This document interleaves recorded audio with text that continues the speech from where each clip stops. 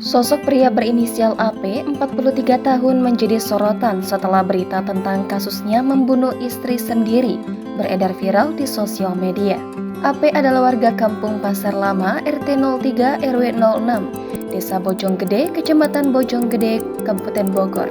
Ia memiliki seorang istri berinisial EI, 46 tahun. Naas nasib rumah tangga keduanya kini berakhir dengan adanya pertumpahan darah. AP tega membunuh EI di kediaman mereka pada Kamis 19 Oktober malam.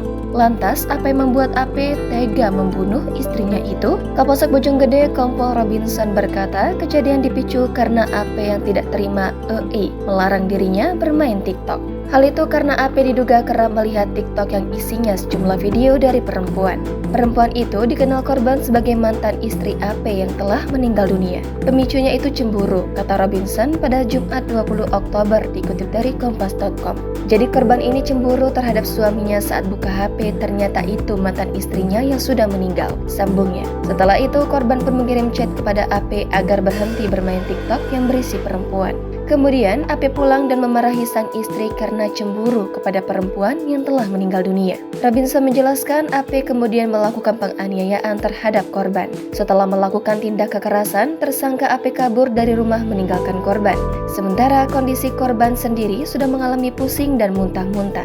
Melihat hal itu, keluarga pun membawa korban ke Rumah Sakit Umum Cibinong pukul 21.30 waktu Indonesia Barat. Namun usai sesampainya di sana, nyawa korban tak dapat diselamatkan hingga akhirnya meninggal dunia. Sedangkan AP yang sempat kabur lantas ditangkap tim Baser Polsek Bojonggede di daerah Bogor. Ketua RT setempat di lokasi kejadian, Suhendi, menjelaskan AP sempat muncul di rumah sakit. Sontak, hal ini pun membuatnya dan juga keluarga korban yang ada di rumah sakit malam itu terkejut. Ketika di rumah sakit, kata Suhendi, pelaku seperti menyesali perbuatannya hingga berurai air mata. Pas datang itu langsung meluk istrinya, nangis-nangis dia. Mungkin waktu itu dia ngiranya enggak sampai meninggal kali, katanya. Meski demikian, pihak keluarga korban pun tetap melanjutkan proses hukum dengan melaporkan pelaku ke pihak kepolisian.